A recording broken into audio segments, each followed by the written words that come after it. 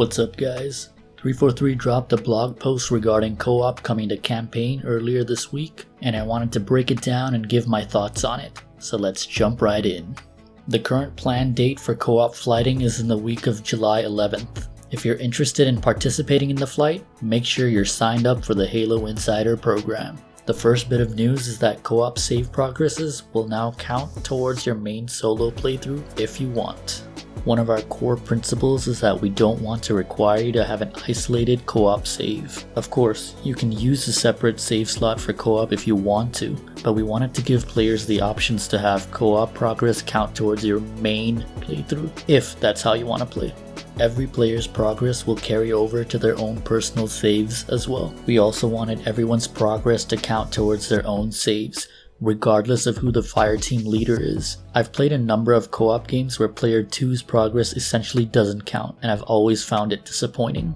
The goal going in was to allow everyone to play their campaigns together. This meant that all progress made in the game, regardless of it being through solo or co-op, would be retained.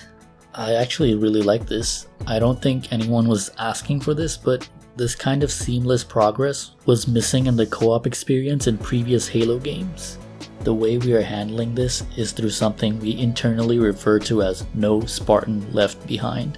When players join the fire team and choose their save slots to play on, the game aggregates the states of all missions across those saves and sets up a world state in which any mission completed by all fire team members are marked as complete, while any missions not completed by all are marked as incomplete. To me, this makes sense, and it's probably the best way to ensure people don't skip or miss out on any missions.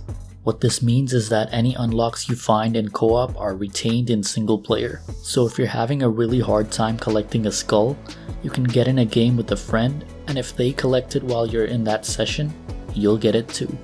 The next topic that was touched up on was crossplay. Crossplay is fully supported. There are differences in graphics quality and frame rate, but this applies equally to single player. Any combination of PCs and Xboxes up to 4 players are supported, as is playing over Xbox Cloud Gaming. All co-op games are hosted on dedicated servers. That's right. This is fantastic news. If you have any experience playing co-op on MCC, you know it can get extremely laggy online since it's peer-to-peer. Having dedicated servers should alleviate at least some of those issues, hopefully. That being said though, if you're in Asia and playing with someone in the US, one of you will likely still have to deal with some latency issues. It's unclear how bad it will be though until we actually try. But if multiplayer is any indication, I don't think it'll be too good. Alright, so how do you get a party together and actually start co-op? You'll use the same system players are already familiar with from the Halo Infinite's multiplayer. Once your fireteam is formed, you can just pick Start Co-op from the main menu. It's that easy. I think most of us expected that all players would be playing as the Master Chief, and the blog post confirms that as well. In Halo Infinite, everyone is Chief while playing campaign co-op. Another thing a lot of players were concerned about is how co-op would be implemented with Infinite's semi-open world. The blog post answers that question as follows. We have established what is called Area of Operations, or AOO. This is the maximum distance that players in a fire team can stray from one another as they explore and tackle the challenges of Zeta Halo. If you stray too far away from your fire team, you'll get a warning to return to the team. If you ignore that warning and continue, you will get killed for going AWOL and be spawned back to your nearest teammate. We landed on tuning the area of operations with 2 values, an inner warning radius of 800 feet and an outer kill radius of 1000 feet. To give you an idea of that scale in game, if 2 of you want to hit a really big objective like the banished dig site, the AOO will definitely allow you to tackle an objective of that size from opposite sides with room to spare. On paper, this makes sense. I think we all anticipated that the game wouldn't let us just free roam around the map without any limitation. What 343 is saying sounds reasonable, but again, until we actually try it, we won't know if there are any issues with it. I generally hate the warning signs we get when we're going to places on the map we aren't supposed to, mostly because I grew up on Halo 2 and it was always so fun to break out of the maps. However, in this case, I think its implementation sounds reasonable and should function effectively. After that, we got some more details on upgrades and cores. Upgrades and cores are tracked separately per player. If anyone collects a core in co-op, then everyone in the fire team who has not already collected that core will get credit for it. You can then spend your cores independently, and your core count and upgrade choices are retained in your chosen save slot. This means that you get the benefit of working together, but you also have the room for self-expression with your personal playstyle. If one of you wants to focus on upgrading your drop wall to protect yourself, while your partner gets the grapple shot melee upgrade to charge into enemy ranks, you can do that. Along with network co-op, we will also be getting the mission replay feature everyone's been asking for.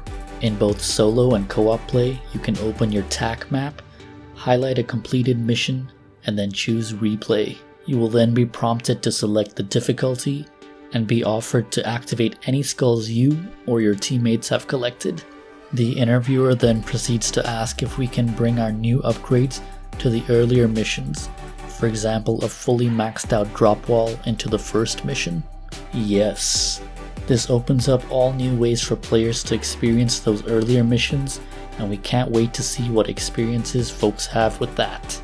That is pretty exciting. I know I'm getting a bunch of ideas in my head already. You know how a fully maxed out drop wall does extra damage when you shoot through it? Just imagine 4 players lining up their drop walls and then shooting through it for maximum damage. I'm sure other creators like Midblitz will have a blast playing around with the sandbox that way. And the last bit of news is that we'll be receiving new challenges specifically for campaign co-op. To give you an example of one of them, we challenge you to kill enemies with a gravity hammer from the back of a vehicle being driven by your buddy. And that's about it from the blog post. If you're interested in reading the entire thing, I'll leave a link in the description for you guys. Overall, I think it sounds really good. I know, it sucks we've been waiting for so long for a co-op campaign experience, but it seems like we're finally getting some cool features. It'll be interesting to get our hands on the flight and test it out for ourselves.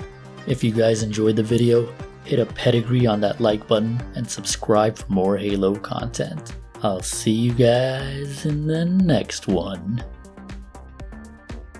Subscribe to Kaptain Karizzma.